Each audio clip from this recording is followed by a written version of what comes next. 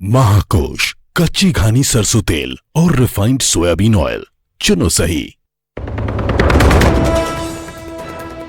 चुनावी शनिवार में पीएम मोदी का राहुल गांधी पर बड़ा वार, कहा वायनाड में हार के संकट के बाद अब अमेठी की तरह वायनाड भी छोड़ेंगे कांग्रेस के शहजादे। अमेठी से भागना पड़ा, अमेठी छोड़ा, अब मान के चलिए वो वायनाड भी छोड़ेंगे।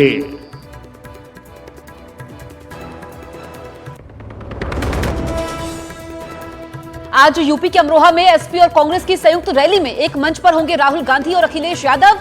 बिहार के भागलपुर में तेजस्वी के साथ भी रैली करेंगे राहुल गांधी। अमरावती से बीजेपी उम्मीदवार नवनीत राणा पर संजय राउत के विवादित बयान पर मचा बवाल। संजय राउत ने नवनीत राणा को कहा डांसर, तो बीजेपी नेता ने दिया जवाब।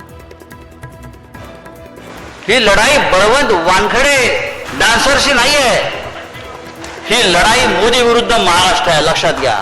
मेरी इज्जत सिर्फ नवनीत राणा अकेले लेके नहीं, इस क्षेत्र की हर एक महिला की इज्जत मेरे साथ बंधी होती है। महाकोश, कच्ची घानी सरसों तेल और रिफाइंड सोयाबीन ऑयल, चुनो सही। आधे बाउल दही में इजराइल के जिगरी दोस्त अमेरिका ने भी उसे यही सलाह दी थी कि ईरान पर ऐसा जवाबी हमला किया जाए जिससे ईरान को यह अच्छी तरह समझ आ जाए कि इजराइल चाह ले तो क्या कर सकता है। ईरान में इजराइल की कार्रवाई इतनी सीमित थी कि इजराइल ने इसकी जिम्मेदारी लेना तक सही नहीं समझा। इजराइल की लगातार आधिकारिक चुप्पी और सैन्य सेंसर ने कई अफवाहों को भी जन्म दिया है।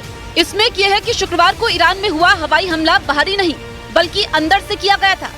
कई विशेषज्ञों ने तो इसे इजरायली खुफिया एजेंसी मोसाद की कार्रवाई तक बता दिया है। दूसरी ओर अमेरिका ने भी इस हमले पर अभी तक चुप्पी साधी हुई है। And finally, I know there's a lot of interest in reports from the Middle East overnight, and we understand that, we get that. I'm going to say it now, though I know you all will certainly ask me about it, that we do not have any comment on the reports at this time. विशेषज्ञों का मानना है कि कई दिनों की लंबी युद्ध कैबिनेट चर्चाओं और सहयोगी देशों की सलाह के बाद इजरायल ने ईरान पर एक प्रतीकात्मक जवाबी हमला किया ताकि ईरान को सख्त संदेश मिल जाए। ये हमला ईरान के हुक्मरानों को इस बात का एहसास करवाने के लिए था कि अगर शुरुआत में ही इजरायल ईरान के यूरेनियम गोदामों के शहर तक पहुंच सकता है तो भीषण युद्ध शुरू होने पर वो ईरान का नक्शा कैसे बदल कर रख देगा। इस हमले का सीधा मकसद ईरान को ये संदेश देना था कि इजरायल जब चाहे और जहां चाहे ईरान में घुसकर हमला कर सकता है, जिसे ईरान चाहकर भी रोक नहीं पाएगा।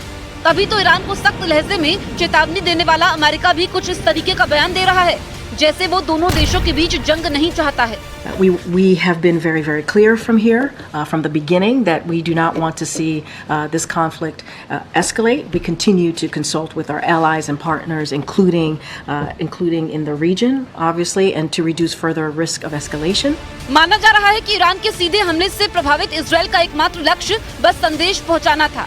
चूंकि ईरान ने इजरायल के नेवातिम वायुसेना बेस पर हमला किया था, इसलिए इजरायल ने भी ईरान के इब्साहन में एक सैन्य अड्डे को निशाना बनाया। आईडीएफ अधिकारियों के मुताबिक विचाराधीन बेस एक प्रकार से नेवातिम वायुसेना बेस के बराबर ही है। ये ऐसा हवाई अड्डा है जिसका उपयोग लड़ाकू